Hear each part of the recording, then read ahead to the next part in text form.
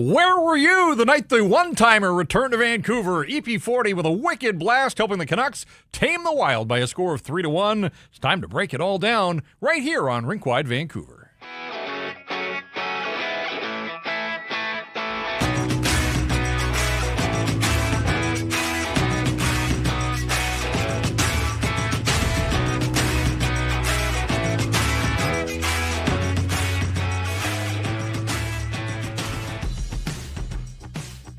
It was the Vancouver Canucks 3 and the Minnesota Wild 1 on a Friday night after the trade deadline at Rogers Arena. It's Jeff and Irf with you here, Rink Wide Vancouver, brought to you in part by Bet365.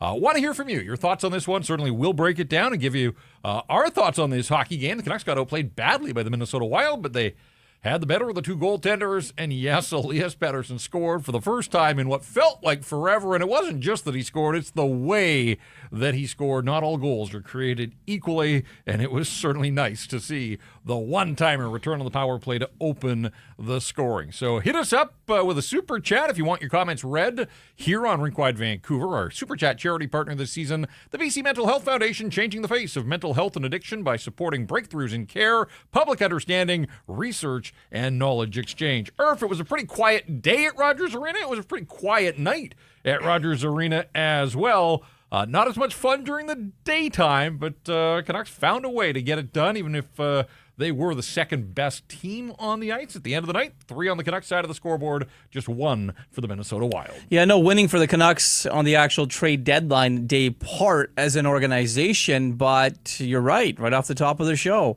Elias Pettersson may have acquired his vaunted one-timer back.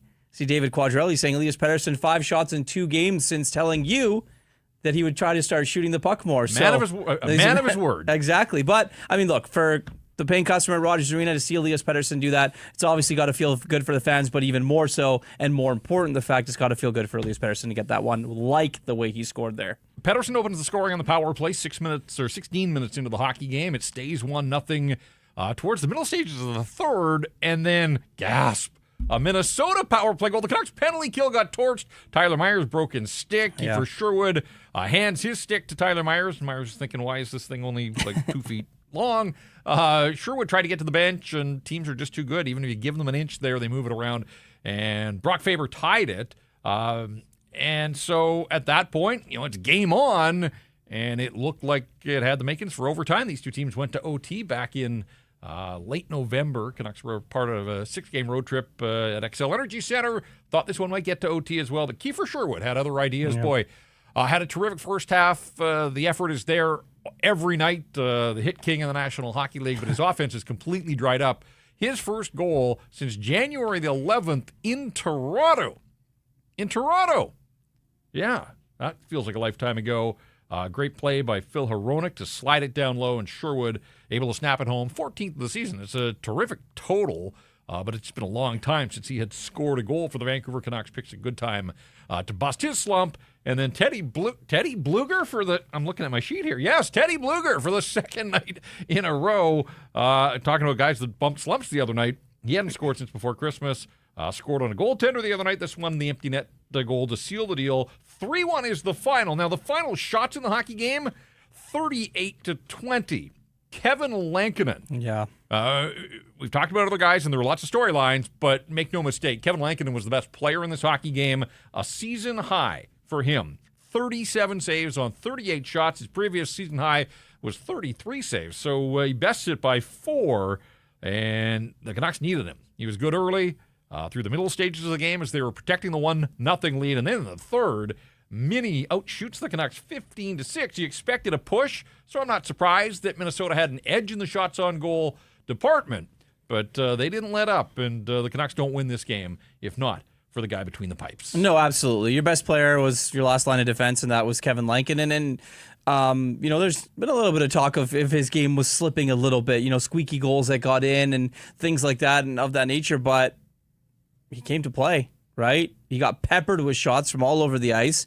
Didn't really make any saves look too difficult. I thought he was in the crease for the most part. Was pretty routine for most of them. The one-timer goal, Tyler Myers loses his stick. You can't really fault him on that. Blues are snapping it around there. But yeah, you're right. I mean, where would this team be without Kevin Lankinen at this point in the season? And dare I say, like in the last recent little while, where would this team be without Philip Roenick? Right? I mean, the guy's played some pretty good hockey of late. Without a doubt. And this was the 12th game of the season without Quinn Hughes, second in a row. And so, yeah, in his absence, others have to step up. It was glorious to see Elias Pettersson with the one-timer, the wheelhouse. And they need more of that. I mean, he was good the other night. We addressed that. There were no points, said that there had to be a bottom line. And so it had to be a relief for him. But just the way that he scored, and Hronek puts it on a tee there, that was the easy pass. That was the easy point for Hronek. It was the one on the Sherwood goal. Great vision, poise, patience, just gets that puck right to where it had to go. And that was the key for Sherwood. He makes no mistake there. Just back to Lankinen for a sec, though. 22nd win of the season. He's 22-10-7 now on the season. His goals against will drop. His save percentage will go up. And no Thatcher Demko on the ice. We were told it was a scheduled day off for him. He still hasn't skated with the group. We'll see if it happens over the weekend. Saturday will be 1 month since we last saw Thatcher Demko on the ice with the Vancouver Canucks. That's when he left the game against Toronto, February the 8th, before the Four Nations break. So it's turned out that it's been a month where they didn't think it was terribly serious at the time, and then Four Nations. It has turned out to be a month-long injury for Thatcher Demko. You got to think that as he works his way back, that there have to be a couple of practices here. I don't know how much the Canucks are going to be practicing. They've got back-to-backs coming up the middle of next week. All of this is to say that pretty likely that Artur Silovs is going to get NHL game action here. Lankinen can't play them all, but boy, the way he played in this one, they probably tempted. They'll run him out on Sunday. He'll play against the Dallas Stars. I don't think there's any doubt about that. Yeah. But then I wonder, with the back-to-backs at home to Montreal to wrap up the homestand and then into Calgary, I wonder if you see Silovs against the Habs on Tuesday and save Lankinen for the big one in Cowtown on Wednesday night. Yeah, I think the messaging from the Canucks right now is they want to try and push for the postseason here and do that.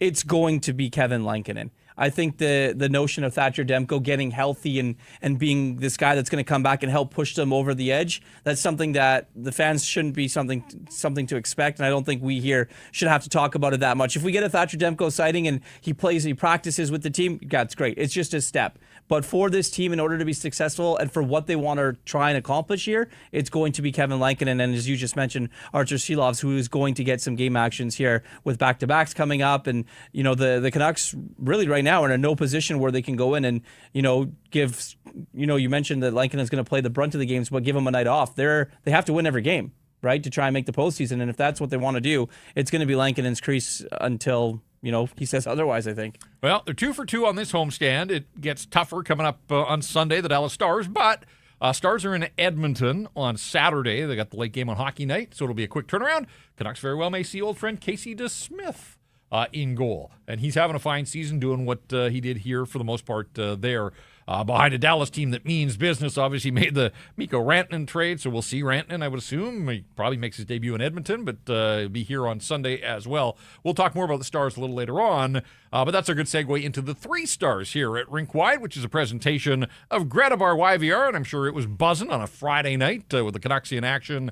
And at the end of the night, Canucks find a way to win, so the patrons will head home happy. If you haven't been to Greta, put it on the list and make sure you get down there. It's a great place to check out all the game action before or after games as well. By now, if you're a regular on Rink Wide here, street food menu, incredible. I had the smash burger when I was there watching the championship game of the Four Nations. I was watching everybody, though, ordering off the menu. Everything looked incredible, but I can tell you firsthand, smash burger was awesome. The arcade games, the weekly drink specials, it's all there. Greta Bar, the place to be, 50 West Cordova. Greta Bar, let the games begin. Yeah, no doubt about it. Kevin Lankinen, the first star, you can see there, .974 save percentage on the night. So got the job done. Helped by a couple of posts, but hey, got to be good to be lucky and lucky to be good. Yep. Matt Boldy hit sort of the outside of the post as he cut to the middle of the ice in the first period.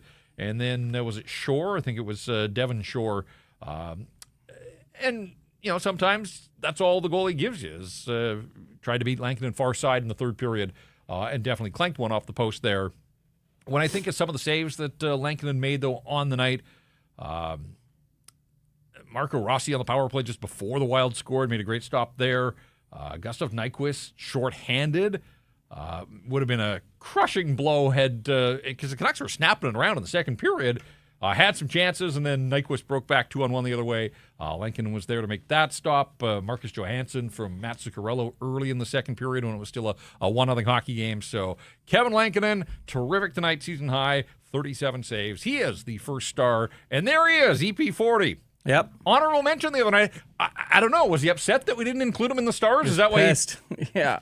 I'll show those guys at Rink Wide. He hears everything that is going on around him, but left no doubt. The Canucks just need more of that. They need more of that from him. It's there, Irf. It's just a reminder that it's in there somewhere. And yes, he's shooting the puck. And as Nar says, just as we thought, only J-Pat can get Petey to do something. Yeah, it's been a long time. 1st and 16. I know. I had the key for sure. We're going back to the Toronto game. You got to go back to the Buffalo game. You've probably tried to erase that from your memory bank. It was a brutal hockey game, but that was the last time Elias Pettersson had scored a goal. So I can't go another 15 without scoring, I can tell you that. And we'll see when the next one comes, but this one was a thing of beauty. And there's Filip Hronek, who is the second star, the 2 assists, or the third star, rather.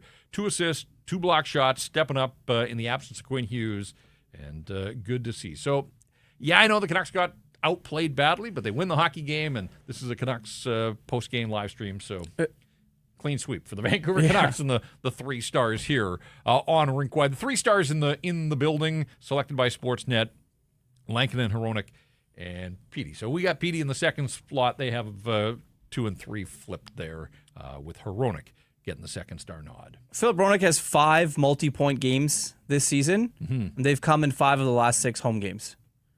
Likes home ice, likes the home cooking, and he's playing well of late with no Quinn Hughes, right? And I think that's more responsibility, more ice time, more situations. He's seeing the game well, being able to make those long passes. The tee up to Pettersson obviously pretty easy, but being able to find Sherwood in the corner there and the stretch pass the other night as well. These are just things that with you play more and you do more. Good things are going to happen if you're Filip Hronek. And they need that. Yep. Carson Soucy moved out because of the performance, at least part of the reason they were able to move off. I mean, they got out from the final year of the contract. They get a third-round draft pick from the Rangers, but Soucy was being pushed and basically being lapped by DPD. Yeah. And they had Victor Mancini, and they wanted to see him, his first home game as a Vancouver Canuck. He was excited this morning when we talked to him. Second game for the Canucks. He also played in Utah in that second game out of the Four Nations break. And Hronek paired with DPD. So, sort of chaperoning, babysitting, if you will. But I like the fact that they, so often they've leaned on Quinn Hughes and they've asked him to play ungodly minutes. That wasn't the case, even in a tight game like this one. And yes, Filip Hronek in the penalty box for the power play goal. It was a pretty soft penalty, I thought. That's water under the bridge now. But Filip Hronek plays 23 minutes and 13 seconds. That's manageable. Yeah. And I mean, we may as well talk about the Canucks give up 1. We mentioned the fact that, yes, they got outplayed. Lankinen was there. But, DPD and Victor Mancini, both born after the turn of millennium, these are guys with birth dates that start with the year, after the year 2000. These are young guys getting an opportunity, and this is what people wanted to see. And, again, DPD way ahead of schedule. I think the jury's still out on Mancini, but I thought he was good in this hockey game. I liked what he saw, third pair. So when you look at the minutes for both of these guys, for DPD playing higher in the lineup, and there's really nowhere to shelter him, 15 and a half minutes, all at even strength. Mancini was 13.55, and he too was all at even strength. There wasn't a ton of power play or special teams in this hockey game. But, we've seen it from DPD. I'm not surprised that he's able to step in and hold his own. Again, I think we're all trying to figure out what they've got in Victor Mancini. Or if I was impressed, this kid's confident. He skates well for a big guy. He was physical. And the times that the puck was on his stick, fairly decisive with the passes. Jumped up into the play a couple of times as well. Finished the night just a 1 shot on goal, a couple of attempts. Had 1 hit and 1 blocked shot. But for the Canucks, and again, I mean, you got to take process into account here. This wasn't a banner performance from the team overall, but they're able to get wins with these young guys as two of the 6 defensemen in uniform today. Well, especially when they get outplayed, right? And I think that's the important thing to remember, too. The Canucks weren't the better team in this hockey game, and they still won the game, and they got contributions from their young guys. They didn't look out of place, as you just mentioned. A couple of our listeners, Eagle basing, Mancini doesn't look out of place.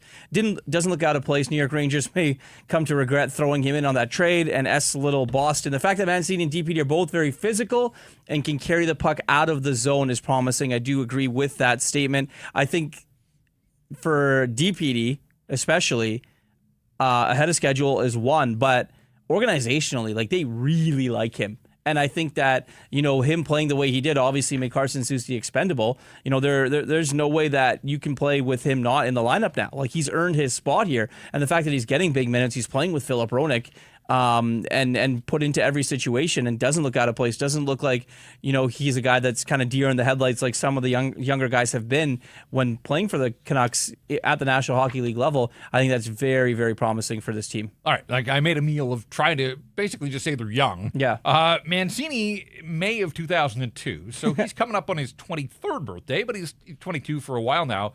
DPD, 2004, he just turned 21 last month, so he is barely 21 years of age. That was in grade 10. Again, a third-round pick that is so far ahead of schedule. He's big, he's physical.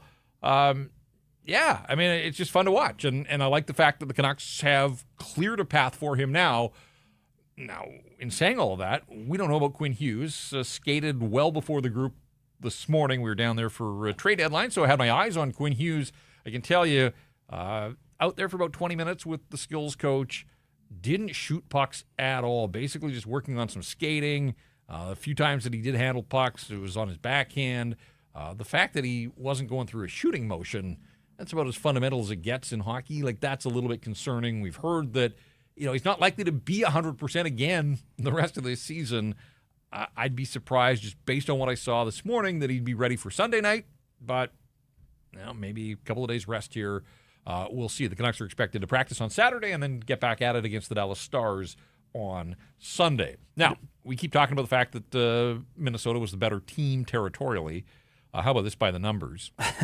The high dangers in this hockey game, 16-4.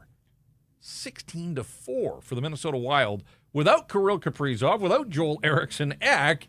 And, 16-4, including 7-1 in the third period alone. So Minnesota controlled 61.5% of all shot attempts in this hockey game. Again, territorially, big edge to the Minnesota Wild, but Kevin Lankinen paid well, and even better next season. And for the seasons beyond, with his new extension, he's there to close the door, and he did just that for the Vancouver Canucks, who are 29, 22, and 11 now on the season, so up to 69 points, one win away from 30.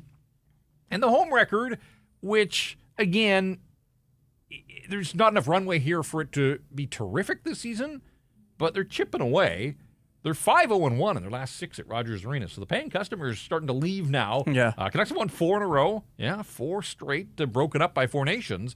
But 5-0-1 in their last 6, and on the season now, 13, 10, and 7, so still 13 wins and 17 losses, but 10 outright losses and 13 victories. So they're finding a way to limit the damage. Don't give up much on the power play particularly, which leads us to our staff that stands out in this hockey game. And we mentioned that Brock Faber scored on the power play. That has been a rarity. Here's the stat that stands out. Canucks give up their first power play goal at home for the first time since January the 18th. Leon Draisaitl had one when the Canucks beat the Edmonton Oilers Jan 18th. So it's now March the 7th. And yes, the league stopped for a couple of weeks, and the Canucks have played a bunch of road games. But if you're counting, that is 8 games ago. So this penalty kill has just been so dialed in. And, had they moved Pia Suter or had they moved Derek Forbort, penalty kill would have taken a hit, without a doubt. But those guys survived the trade deadline. That is one area that I do think that the Canucks, I don't know that they're going to kill off 25 of every 26 they take. Like, they're on an absolute heater right here, right now. But there's no reason with the personnel that stays with this hockey club after the trade deadline, there's no reason that the Vancouver Canucks can't continue to be one of the top penalty-killing teams. And again, if they're going to win these low-scoring games, if they're going to grind out victories, they're going to have to be stout on the penalty kill. And really, since Christmas, they've been the best penalty-killing team in the National Hockey League. Yep. It wasn't that long ago, Irf, that the penalty kill sunk this hockey club under Travis Green, Bruce Boudreau. It wasn't a whole lot better there. But credit to the coaching staff. That is an area that I think they've had a huge impact, and then the guys ultimately that get out there and get it done. But at the end of the night, your goaltender's got to be your best penalty killer, and most nights that has been the case for the Vancouver Canucks. Yeah, and look, I think that a lot's been made about Derek Forbort and the season that he's had for the Vancouver Canucks, but you mentioned the penalty kill and how good it's been, and obviously that is our stat that stands out. And, you know, he's earned himself what could be an extension here in Vancouver, at least looking at something where they really like him. They like the versatility. They like the big body. They do like the fact that, you know, he's good in the room. And the penalty kill, right? They really like the role that he's been able to carve out in keeping that and obviously making the stats the way they are for the Canucks on the penalty kill. So credit to all of them, but just wanted to single out Derek Forbort there. He's been terrific, really, since he got back into the lineup full-time. Of course, lost his father early on and then got injured. And you got to go back basically the week before Christmas is when he became a full-time player for the Vancouver Canucks. Hronek was out for a while. That allowed him to get a spot in the lineup. Quinn Hughes has missed a bunch of time here since Christmas. He's stayed in the lineup. And the sort of through line there is that when he's there, they kill penalties certainly better than if he's not in the lineup. Stat that stands out, brought to you by Resurrection Spirits, an East Vancouver company doing great things in the spirit space. And given the times that we are living in, more important than ever to support locals. So give Resurrection Spirits a try. They have partnered with our friends to come up with Sakaris and Price Gin. Look over my shoulder here. You can see a bottle. Yes, that is one of these limited edition Sakaris and Price Gins that is here. And you can get your hands on one. It's made in East Van using BC ingredients. A gin with character designed for those who appreciate the art of true craftsmanship in every pour. And if you use the code S&P, get $5 off. Check it out, resurrectionspirits.ca.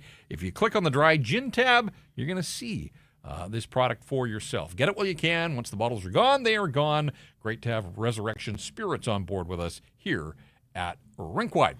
All right, so the updated standings, completed play now around the National Hockey League on this Friday that saw the trade deadline come and go in the noon hour.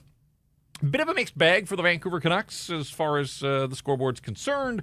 The one that mattered most was they helped themselves with the victory over the Minnesota Wild. So the Canucks up to 69 points through 62 games, 20 games to go. The stretch run. Here they come down the stretch. Canucks move back in front of Calgary. So for this night, they're going to sleep above the playoff bar. We'll see if they can stay there. Idle as the Flames get back in action on Saturday, but Canucks have 69 points. Calgary has 68. St. Louis, a 4-3 win in Anaheim, so the Blues up to 68 points. They've played 2 more games than the Canucks and the Flames. And then Utah was down 3-1, did well to tie in Chicago, but Connor Bedard in overtime wins it for the Blackhawks. So the Utah Hockey Club gets a single point. They wanted the bonus point, but when you're down 2, even if it's against Chicago on the road, you'll take the single point there. Utah's up to 66 points in 63 games. So Canucks and Flames have a game in hand on Utah and 2 games in hand on those St. Louis Blues. Those are your standings around the National Hockey League. And we've got a contest that we want to tell you about. A chance to get your hands on Canuck tickets. We've talked about how well the Canucks are playing at home here, so listen up. We'll get to the contest in a second, but we want to tell you about the Pacific Toyota dealers and the Toyota BZ4X, 100% electric. It's backed by the peace of mind knowing that it's a Toyota. You get the spark of joy when you pass a gas station knowing you don't have to stop. Everybody else pulling off the road and you just keep on cruising. An added perk, you get to use the HOV lanes when driving an EV, even when you're alone in the vehicle. When you choose the BZ4X, you can get up to $6,500 in rebates and incentives, and now you can finance a 2025 BZ4X from 3.29%. Visit Shop Toyota or your local Pacific Toyota dealer today. And your Pacific Toyota dealers have this contest going on right now. Grand prize includes 2 tickets to the Konica Minolta Champions Club at Rogers Arena April 6th game between the Canucks and the Golden Knights. Get 2 Canuck jerseys as well. If you want to win, pretty easy. You click on the Toyota Pacific Dealers logo on CanucksArmy.com, or you can hit the link in our episode description. Follow Toyota Pacific on Instagram or Facebook at Toyota Pacific for your chance to enter. Contest open to residents of BC and Yukon who are the age of majority. So don't miss out. Canucks and the Golden Knights game could very well be a playoff preview, could have playoff implications for one or both. So stakes could be pretty high on the 6th of April. That's one of 2 visits still to come this season by the Golden Knights, who did a number. We talked about the out-of-town scoreboard. We didn't mention them, but they shut out Sid the Kid and the Penguins for nothing. Yeah, I mean, they played well. The Golden Knights, of the teams that didn't really do anything at the trade deadline, they are a wagon. They are a pretty good hockey team, and they're going to have to go up against some pretty good ones. Obviously, the Dallas Stars coming in on Sunday. I'm sure we'll get to that a little bit later as well, Jeff. But, Elias Pettersson. I mean, you go back to the way I asked in the chat earlier, what'd you like, what'd you not like? I mean, the not liking is the fact that they were outplayed in this hockey game. You like that they won, but majority of the people here, it's Elias Pettersson, and it's just kind of showing that dominance and having that shot. But the play that I want to point out, I don't know if we have it, and we might, but it's when there was a loose play and he got the puck and kind of did the spinorama, right, and he tried and scored. I don't think we would have seen him do that a couple games ago, or 4 or 5 games ago, or maybe last month. So it's coming. It's in small baby steps. It's incremental, but you can kind of see his game trying to get back to that level where he was so dominant. So let's go back to the goal itself, because we didn't really get into details other than we're all just kind of still processing the fact that we saw Elias Pettersson score on a one-timer. Now, it's not his first one-timer goal of the year. He scored one against Nashville back in November, I think it was. The fact that I can rattle off both of them, though, and that's a bit of an issue. First things first, like, he does look like he's loosened up a little bit these last couple of games. I don't know if it was, standing in there, and I'm certainly not looking for the media to take credit, but it's kind of felt like clearing the air on Tuesday after practice lightened the load a little bit, because he certainly came out and played like a different looking player against Anaheim the other night. We talked about all the opportunities, but at the end of the night, there's got to be a bottom line. There wasn't. Well, he took care of that 16 minutes into the hockey game. Having watched that replay a bunch now, like, the motion is so sweet on that one-timer. Hronek puts it in the right spot. Like, it is wild to think that we haven't seen him use it even a little more often. Like, he's up to 12 goals. If he was going to be a 35-goal scorer this season, he'd probably have 25 goals now, 25 to 28. Like, that's 16 more goals. Think of all the close games that this team has played this year. Like, what 16 more goals would do for the Vancouver Canucks, what it would do for Elias Pettersson and his confidence. But it was just nice to see. I hope we see it again soon. But in order for him to get the one-timer, and I pointed this out on social as well, I love the movement. If you remember the way the game rolled, the Canucks had an earlier power play, did nothing with it, didn't generate a shot on goal. They looked discombobulated. We've seen that an awful lot. And then they got another penalty right away. Minnesota did. And so the Canucks went back to the power play. Second power play, Pettersson, who had spent the first power play over on the left half boards, moved to the right, which put him in a position to shoot. And I like the puck movement there, because if you recall, Pettersson moves it into the middle of the Besser. Besser then bumps it up to Phil Hronek, and Hronek over to Pettersson, basically a triangle of puck movement around Matt Boldy, and Boldy gets drawn out of position. That created some space there for Pettersson. How many times have we seen teams shade to Pettersson, try and take away the one-time weapon, and he's been reluctant to shoot, so maybe we haven't seen teams lately sort of shading that side, but tonight, Matt Boldy was the high guy out there on Pettersson's side, and the Canucks basically worked the puck around him, spun him in a circle, and in doing so, created the space there. So I like the puck movement there that led to the goal. Then on the play you're talking about in the second period, you're right. I agree that earlier this week, let alone earlier this season, I'm not sure we see Pettersson make the move that he does as he tries to get around Matt Zuccarello, and then to the front of the net, it's there. I think Brock Faber was able to get across and cut him off. And then this crazy scramble ensued. Like, he didn't score on the first chance, but there He were almost still had it, opportunities there. I thought that puck was going to find its way in. Would have brought the house down if he had scored there. But it wasn't a perfect night. And let's be honest here, because moments after that chance, we saw Petey just inside the Minnesota line try to go rink wide, broken up, and the Wild went back the other way. And those are the kinds of passes that, whether it's Elias Pettersson, whether it was JT Miller when he was still here, like Rick Tocchet has no time for that kind of stuff. Well, you just mentioned that. Farhan Lalji tweeting about Rick Tocchet in his presser. He said, Tocchet spoke to Petey late in a TV timeout, in quotes, I gave him crap, and we talked after the game, and Petey said, sometimes I need that. So that might have been the play you were talking about, for sure, because there's some things that you just can't do, especially at his level. You should just know that. But definitely kind of good seeing the coach and the star player seeing a little more eye to eye now. They like each other. They get along. Yeah. All right. Another step in the right direction. And again, the results are following for the Vancouver Canucks. Tests get steeper, though, here. Yep. They've got 2 left against Dallas. They got 2 left against Vegas. They see this Minnesota team again. They have 2 left against Winnipeg. So they're going to have to find a way to grind out some victories over good teams if they're going to get ultimately to their destination, which is now the playoffs. And we'll talk a little bit more as we work our way past this game to the events or non-events of this day. And that, of course, the fact that the Canucks stood pat at the trade deadline when most of the fan base was pulling for this group to make some sort of moves to try to help build for the future. But, that's not we found out that the market was a little soft for the players that the Canucks were shopping. And as a result, they make it through the trade deadline. Brock Boeser front and center. I know that he spoke to the media as well. We'll see if we get a chance to play some of his comments. He was asked for after the morning skate and declined, and I understand. I mean, in those hours leading to the deadline, he's uncertain. There's not a whole lot that he can add. So, good for him for coming out, and I'm kind of curious to hear what he had to say. But he does get an assist. He gets the second assist on the PD goal. 18 minutes and 13 seconds. Couple of shots on goal, 5 attempts. I remember the one chance in the second where he was all alone in the slot, took the shot, rebound came back to him, and I thought, shoot it again. Yeah, I know he passed it. And kind of dished it over to the left to DPD there.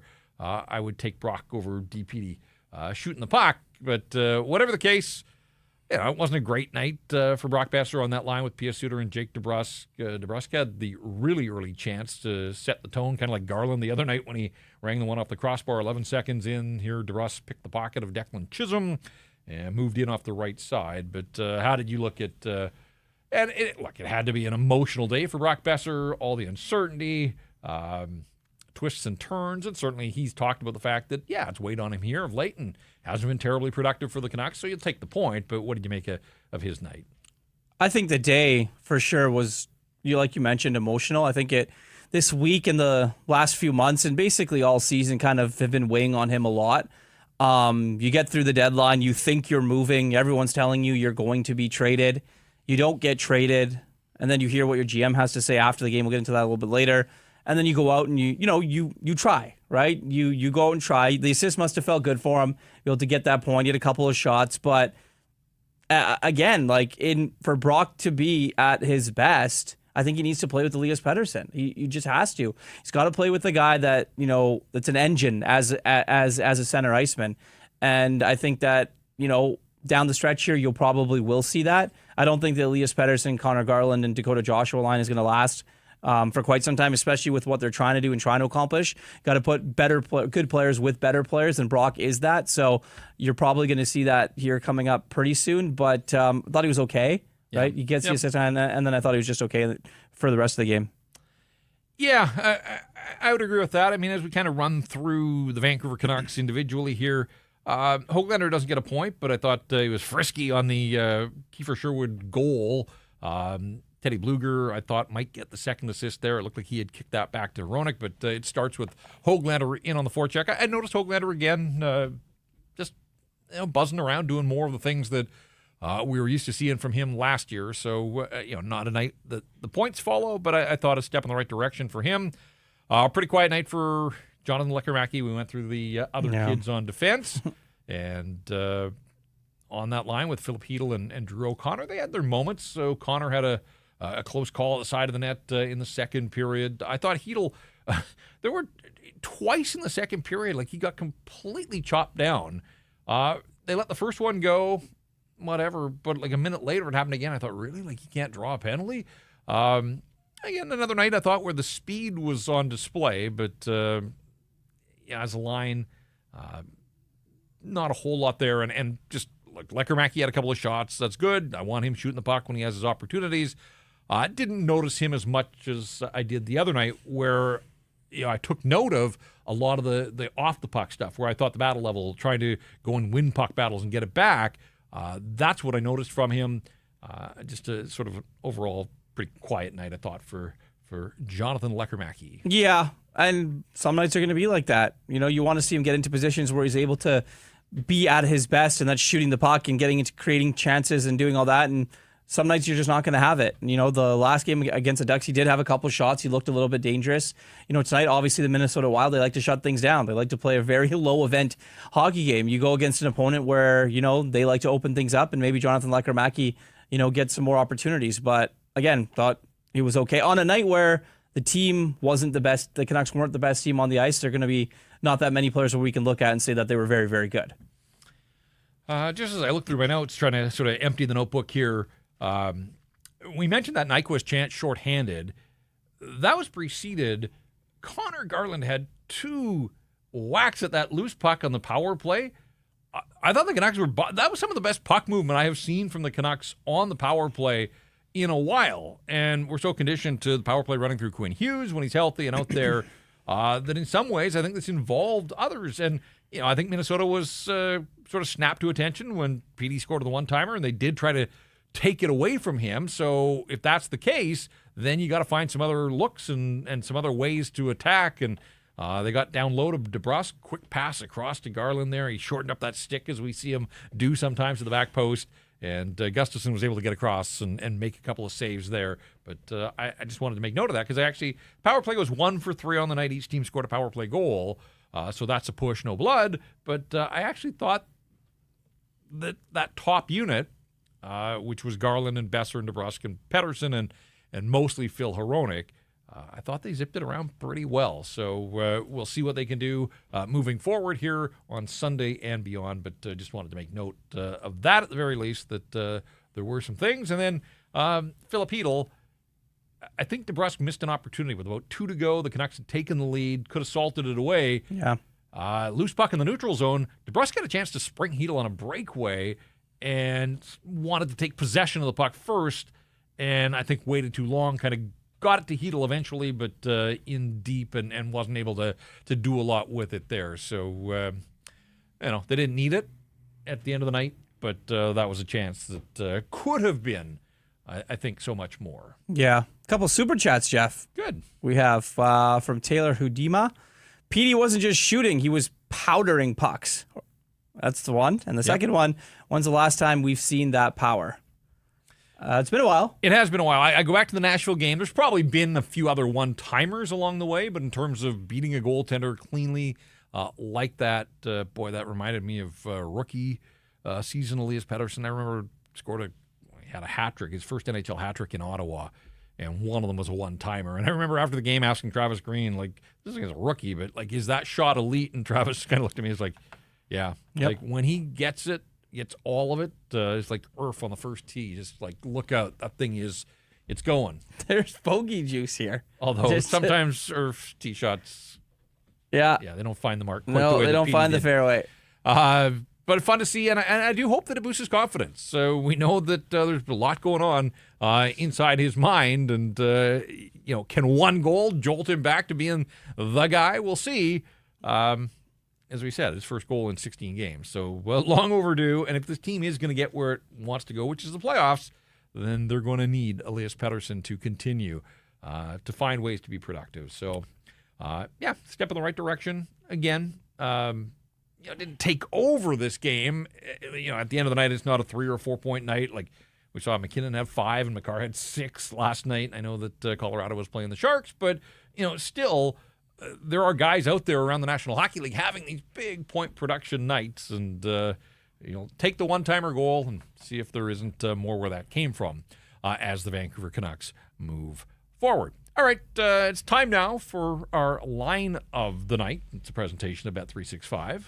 Yes, it is. I decided to go on the trade deadline kind of front when I was looking at things, as this portion of the show brought to you by Bet365. Breaking news coming from Bet365, where every nail-biting overtime win is a barn burner, Jeff. Every faceoff, hat trick, power play, shot on goal, penalty shot, and every suspenseful minute in between. Oh, man, it's amazing. Whatever the moment, it's never ordinary. Bet365, official partner of the NHL. Download the Bet365 app today. Use the code NATION to get in on the game. Must be 19 or older. Please play responsibly. I took a look at the odds for Cup favorites after the trade deadline. You can see the Dallas Stars with the best odds to win at plus 550, along with the Florida Panthers. Edmonton Oilers, they did a couple moves. They got Jake Wallman. I don't mind them doing that, obviously. Plus 750. Canucks way down there somewhere. Not entirely sure if you want to put your money on them. Oh, there they are. I see them now. I don't mind if I'm really going to put some money on someone in there. I would probably say the Vegas Golden Knights at plus 1,000. I think Winnipeg at plus 1,300. Yeah, Winnipeg's pretty good too. Tampa plus 1,200 as well. So definitely some good odds there if you really want to take a little futures bet on the Cup winner. All right, there you go. You can look for yourself at Bet365 if you didn't get a chance to go through the entire odds board there. But yes, the Vancouver Canucks, the longest of long, well, not the longest of long shots, but a long shot certainly, on a day where there was hope of some sort of movement by the organization. It didn't happen, so the only move ahead of the deadline was Carson Soucy for a third-round pick. He joins JT Miller with the New York Rangers, and just another layer now to March 24th when the Canucks are at MSG for a Saturday morning game in a couple of weeks' time. Seeing a couple of familiar faces, and obviously Philip Hedl and Victor Mancini on the other side of that battle, so it'll sort of be an old home night or morning, I guess, here on the West Coast, early afternoon in the Big Apple. All right, let's get to the events of the day, or the non-events as it turned out. Time ticked away. We saw lots happening around the National Hockey League. Mikko Rantanen seemed to be holding up the proceedings a little bit, and when word got out that, yes, Rantanen was going to accept the deal and sign with Dallas, the Carolina Hurricanes were going to get a couple of first-rounders in return. I think a lot of people here thought, all right, well, they got a surplus of first-rounders. Will they flip one of them here? And will Brock Besser not replace Mikko Rantanen, but there was room for a winger, for Carolina to add a winger. We know now that not only did Brock Besser not go to Carolina, he didn't go anywhere. And the word was, the official word from Patrick Allvin just afternoon, soft market, the demand and the interest in the Canucks players, Besser, Suter, Forbort, the pending unrestricted free agents. Canucks just didn't like what they were offered. Patrick Allvin with a clunky press conference, kind of doubled down when he went on the right shoulder radio in the afternoon and said more of the same here. And I know Brock was asked about the comments. I saw Farhan tweeting that he had asked Brock if he had heard the comments. Besser told me post-game that he did read Allvin's comments about the trade market for him, hasn't processed all of it, re-emphasized how loyal he's been to the Canucks over the years, and was more focused being better in tonight's game, expects that he will speak to Allvin about it. So, all right, not surprised that word filtered back to Brock, and we'll see where that one goes, unsigned. So it's going to be a storyline certainly through the end of the season and closer to July 1st. Ultimately, we'll see where Brock Besser is playing his hockey next season. But just big picture, first of all, Irf, what did you make of the fact that this organization didn't do anything today? Yeah, I mean, if Carson Soucy can go for a third-round pick, you're telling me that you didn't get at least that or a second-round pick for Brock Besser. I find that hard to believe. I think the Canucks wanted a first-round pick, especially if he's going to be a rental. And I put out on X a couple days ago that Brock's just wasn't a desirable commodity among the teams that are contenders. Now I get why this fan base was so frustrated because they didn't do anything and they didn't flip him. Now they're very likely going to lose him for nothing. I know he told Farhan, he told me as well.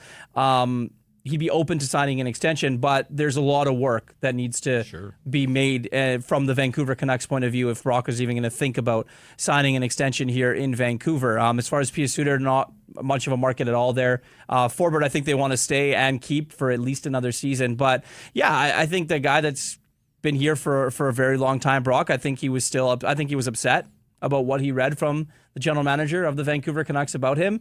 I think it's a missed opportunity for Vancouver just to at least try and attain something in return if you're looking to improve your hockey team, and they didn't do that. And I know Brock gets an assist and they win the game, and they're ultimately going to try and make the playoffs here. But to lose a player for nothing, I just don't think like that. You can't really sell that in a market like this. And obviously the fan base is pretty educated in the sport and in how things work. I think it was a miss by the Canucks. And I know Patrick Allvin had trouble articulating this idea that prices were too high to be a buyer, but the prices for his own players weren't high enough for them to be sellers, and therefore they stood pat. And I guess what I don't understand is if you make the decision that you're not going to be a seller, that you're going to move forward with this group, then, if the goal remains to make the playoffs, I was a little surprised that they wouldn't. I mean, they had all this cap space that they had accrued, sending all those guys up and down to Abbotsford all season long. They saved money off the Soucy deal, obviously. They have cap room. I was surprised that they couldn't find a veteran player on an expiring deal somewhere. Was the team trying to clear somebody? Not a guy that they had any designs on keeping beyond this season, but we know how much trouble this team has scoring goals. Like, couldn't you have found me a guy that had a 20-goal or couple of 20-goal seasons in his career that could have just come in and bolstered this lineup and in doing so send a message to this group that, all right, we kept our own guys and, we think that we found a little bit of help here. I mean, Calgary didn't do much, certainly at the deadline. Calgary made its big trade with Philly a couple of weeks back, but Calgary didn't do much. St. Louis really didn't do much and Utah lost Golden Parayko now for 6 weeks, so they're weakened there. And even Utah, they traded Shea Weber. I saw that. Yeah, clear some cap space moving forward.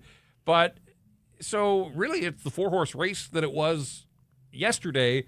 All these, I thought the Canucks had a chance to just help themselves if making the playoffs now becomes the stated goal of this organization. And so, I'm sure you saw it in your social feeds as well. Just frustration. It feels like the group is sort of trapped in the middle here, that they weren't going to be part of the arms race of the superpowers this year, but, a team like Dallas, an incredible team like Dallas goes out and makes this splash. Yeah. They went out and they got Chris Tanev last year, got to the Western Conference final against the Oilers. I kind of liked their chances, actually, after the Canucks pushed the Oilers to 7. I thought Dallas was going to get it done. They didn't, but, instead of pouting, they come back bigger and better and then go bold on the deadline. And we'll see the Dallas Stars here on Sunday. But, again, the Canucks are kind of caught in the middle here that, all right, they're not in the same league as Vegas and Dallas and Winnipeg and, Florida and Tampa on the other side. But they also don't have much coming. We know that they struggle to score and the search for elite talent is going to continue here. Now you're looking at free agency in the summertime where you're overspending. You're generally forced to commit long-term to guys that are probably through their statistical prime, and there's no guarantee you get your guys in free agency. Free agents have pick, and so there's nothing that says you get your number one target. Well, meanwhile, teams that have been tanking and rebuilding and trying to build back up. I mean, Anaheim's not that far behind the Canucks, and they're going to get better here. San Jose, at some point, I'm not saying immediately, but San Jose, I mean, they clearly hit with Macklin Celebrini. They're going to get another really high draft pick this time around. And that's the danger, is that, at some point, maybe Vegas falls off. You're going to see those California teams start to get it figured out and move in the right direction. As long as McDavid and Draisaitl are in Edmonton, they're going to be good. I don't know if they'll ever get it completely figured out in Edmonton, but as long as those two guys are there, they're going to be a handful. And that's what the Canucks are up against just in their own division, not to mention getting out of the conference and then to the Stanley Cup final. So, getting trapped in the middle here, I get the frustration. I feel it from the fan base that, it was a dark decade, 1 year of playoffs and 20 games to go, and there's no guarantee that they're going to get back to the postseason. Yeah, my biggest thing in all of this is, what does Quinn Hughes think? Right? As much as what the fan base thinks and what the current, players that are playing tonight thought of what they did, and the management and the coaches, what does Quinn Hughes think? What was the messaging to him? Because he is your most important player. He is your priority, from ownership down to management, down to everything else. Like, you got to keep this guy happy. You got to show him that there's some sort of, you're building to something. There's a plan here in place. And when you have a deadline like you did, and nothing really happened, it just goes to show you that there really wasn't a plan, or they didn't really know what they were doing. Like, Brock had no idea what was going to happen before he got to the rink. I think he thought that he was going to get traded up until he went on the ice for morning skate. I really do. And then they said that there was, I think Michael Russo reported that there was talk of an extension, maybe. It wasn't even close. So yeah, they may have talked and said, okay, let's try and work something out here. But again, there was nothing really happening there. So again, it's the messaging, and it's Quinn Hughes. It is all about Quinn Hughes right now, and trying to figure out what they need to do to keep their captain happy, because he's going to need an extension after next season as well, right? So I think that you're going to see something happen, hopefully, if in free agency, to try and convince Quinn that they do have a legitimate plan of action here. We've got Elias Pettersson post game. Speaking of extensions, Yeah. he got his Yes. around this time last year. Hasn't earned the money that he's getting paid, but a few more of those one-timers maybe have people forgetting about what's happened to this point in the season. But yeah, let's hear from EP40 after he contributes to a Canucks 3-1 win over the Minnesota Wild. Yeah, complete. I think we, starting with myself in the second period, I was trying to make too many soft plays. They got some momentum, and I think a little bit in the third too, but we stuck with it and got the win. How about for you to score a goal like that and hear the roar from the crowd? What did that mean to you, and how much does that help you No, as it you try means to find your game? No, it means a lot. Just the love from the fans. Really, I never take it for granted, and I like the chance. How about the third period? Given the power play goal, and you guys haven't scored much in the third period since the Four Nations break. How nice was it to get one when it mattered that much? Definitely, it's been some late game losses. It was nice to be on the other side of it today. I think we deserved it. We played a good game, and I'm very happy for these 2 points. With the shot, these last two games, it seems like you've been making a much bigger effort to shoot the puck. Has that been a focus for you? Yeah, it has been. Rick's talked so much about how much extra work you put in away from practice, away from the group. Can you talk to us about that and about how it's helped you? Helped me with just getting back to the player that we know you can be. Yeah, obviously, like I said the other day, I'm not perfect. Obviously, hasn't been my best season, but I can't change it. And I'm just trying to get better every day, and today was a good day. We got a win, had a goal, and good practice tomorrow, and get ready for Sunday. What do you think about the way that Phil's played, especially with Quinn out of the lineup? Phil seems like he stepped up. No, he's been amazing for us. Keep making plays. He's playing hard, playing a lot of minutes, but he's it's good to see. And from Lankinen tonight, another outstanding performance. Yeah. What can you say about him? Yeah, I don't want to take it for granted, but it's almost like you do. It's been standing on his head all year, so he's been incredible for us. Nice to know you'll have best for the whole season. Yeah, it is. The Sherwood goal was really like, it was home running and getting in there. That's just sort of the typical kind of forecheck and kind of just turnover kind of game. Yeah, no, they've been great for us these two games when they were put together, and it's nice for them to be rewarded because they've been really good for us. There you go. Smiles for the people that are watching the live stream. Maybe even heard it if you're just listening to the pod. But, nice to see Elias Pettersson smiling. 12th goal of the season, 3-1. Canucks beat the Minnesota Wild. Farhan asking him, and I had sort of forgotten, too, that, Rick Tockett's talked a lot here during recent losses about moments where it just felt like all the moments were going against the Vancouver Canucks. Well, 1-1 tie with under 4 minutes to play. They had a moment. It was a good one. Phil Hronek to Kiefer Sherwood. And by my math, that's the first third period goal the Canucks have scored since the Four Nations break. Out on that road trip, they got outscored 9-0 in third periods to come on home. Brian Dumoulin had the only goal the other night. Kind of funny that the last 2 goals the other night were scored by Carson Soucy and Brian Dumoulin. Thanks for coming. Get on out to the East Coast. I saw Dumoulin played for New Jersey. Forgettable debut for him. They got pumped by Winnipeg, and Carson Soucy will be suiting up for the New York Rangers. But you're not going to win tight games without finding ways to score in third periods. I got to the point that I asked you, who did you think the Canucks shootout shooters were going to be? Because it kind of had a feeling at 1-1 of a game that... well, you started looking up the last time that they won 1-0. I did. I will cop to I was looking up the last time the Canucks won 1-0. Sam Lafferty scored in Buffalo last year in the snow game. So it hasn't been that long since they had won a 1-0 hockey game. But now, for the Canucks to get to a shootout, of course, means that they have to survive overtime.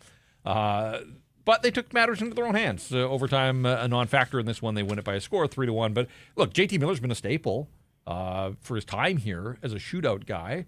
So they are going to have some decisions to make. I think Petey was feeling it. He probably would have got an opportunity. Yeah. Jake DeBrusk has a shootout goal earlier in the season. I said to you, Philip Hedl, and then I did a little research here with the handy game notes. Philip Hedl's 0 for 7 lifetime in shootouts. Mix it up, Phil. Find a different move. Yeah. 0 for 7. So I don't know if you want to be going down that boulevard the next time. They've only been to 2 shootouts, but part of that's because their overtime record stinks, but they have been better. They've won 2 of the last 3 trips to overtime. So this one felt like OT, but it didn't get there. The Vancouver Canucks defeat the Minnesota Wild by a score of 3-1. All right, so Dallas comes in here on the back half of back-to-backs. Overtime win at home last night against Calgary. Check this out. This is what the Canucks are up against. Now, Dallas plays in Edmonton on Saturday. But as things stand right now, Dallas has won 4 in a row, 7 of 8, and are 12-2-1 in their last 15 hockey games. And, oh, yeah, they went out and got Mikko Rantanen. So think about this, because the Canucks lost in Dallas the night JT got traded and Quinn got hurt, January 31st.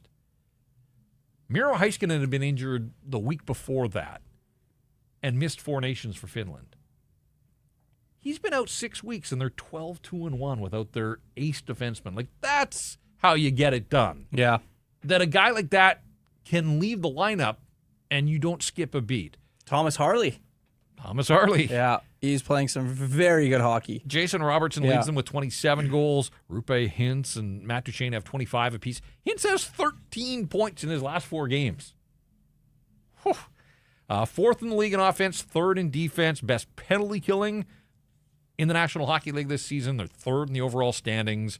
They are the best team in the NHL since Christmas. They're 21-6-2 since the Christmas break. So, this is going to be a test for the Vancouver Canucks without a doubt. And as we said, they might see Casey DeSmith because a pretty good chance that Dallas will throw its best in Jake Ottinger against Connor McDavid, Leon Draisaitl, and the Oilers on Saturday. So Canucks are practicing out at UBC on Saturday. We'll see if Quinn is on the ice, see if Thatcher Demko is on the ice, see what Saturday brings, see if Petey's out there working on his one-timers, if he's feeling it now.